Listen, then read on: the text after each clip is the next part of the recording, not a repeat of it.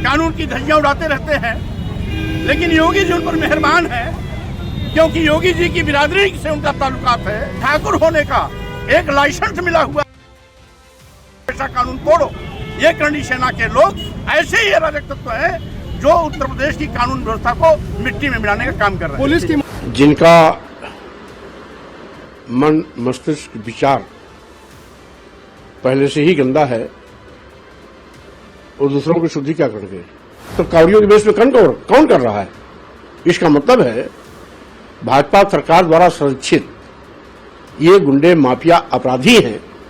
हमने तो कांवरियों के विषय में यही कहा ना कि कांवरिये, शिव भक्त कांवरिये कभी भी इस प्रकार का कुकर्म कर ही नहीं सकते, लेकिन फिर भी हो रहा है। जिसकी आशंका जताई गई थी वही बात सच निकली। सनातन का विरोध स्वामी प्रसाद मौर्य पर हमले की वजह बना है। खुद को करणी सेना का सदस्य बताने वाला रोहित द्विवेदी जब पिट पिटाकर पुलिस के कब्जे में आया तो उसने मीडिया के कैमरे के सामने बताया उसका नाम रोहित द्विवेदी है और उसने स्वामी प्रसाद मौर्य को इसलिए थप्पड़ मारा क्योंकि वो सनातन का विरोध कर रहे थे। दरअसल स्वामी प्रसाद मौर्य पर बुधवार को उस वक्त हमला हुआ जब वो लखनऊ से फतेहपुर जा रहे थे। इसी दौरान रायबरेली में स्वामी प्रसाद मौर्य का काफिला जब मील एरिया थाना इलाके के सारस चौराहे पर रुका तब वहां बड़ी संख्या में उनके समर्थक स्वागत के लिए मौजूद थे। फूल मालाओं से स्वागत हो रहा था, जिंदाबाद जिंदाबाद के नारे लग रहे थे। इसी भीड़ में मरून रंग की शर्ट पहने इस युवक को देखिए, हाथों में माला है तो मौर्य के समर्थकों ने समझा ये भी कार्यकर्ता है, स्वागत के लिए आया होगा। उसने मौर्य को माला पहनाई भी, लेकिन उसके बाद ही उसने पीछे से उन्हें थप्पड़ जड़ दिया। इस घटना से स्वामी प्रसाद मौर्य के समर्थक भड़क उठे और उन्होंने आरोपी युवक को पीटना शुरू कर दिया। लात घूंसों और डंडों की पिटाई से आरोपी घायल हो गए। मौके पर मौजूद पुलिस वालों ने किसी तरह आरोपियों को भीड़ के चंगुल से छुड़ाया। पुलिस वाले उन्हें बचाकर मौके से ले गए। अब पुलिस ने उन्हें हिरासत में ले लिया है। घटना के बाद मौर्य ने प्रदेश सरकार पर हमला बोलते हुए कहा, ये सरकारी गुंडे हैं। अब तो पूरा जंगल राज बन गया।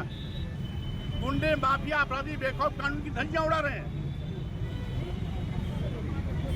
करणी सेना के कुछ कीड़े मकोड़े इस तरीके से कानून की धज्जियां उड़ाते रहते हैं, लेकिन योगी जी उन पर मेहरबान है, क्योंकि योगी जी की बिरादरी से उनका ताल्लुकात है। इसलिए ऐसे गुंडे माफिया अपराधियों के खिलाफ योगी सरकार भी मौन है।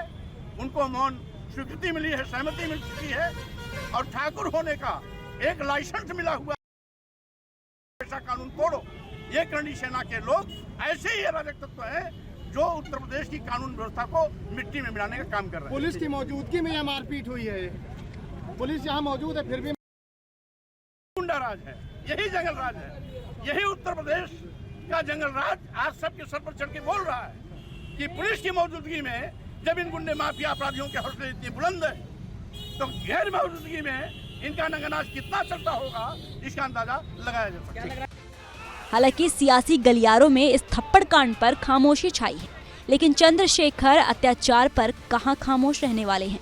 स्वामी प्रसाद मौर्य के साथ हुई बदसलूकी पर चंद्रशेखर ने आवाज उठाते हुए एक्स पर लिखा, उत्तर प्रदेश के रायबरेली में पूर्व मंत्री, वैचारिक व मिशनरी साथी स्वामी प्रसाद मौर्य जी पर हमला निंदनीय और शर्मनाक है।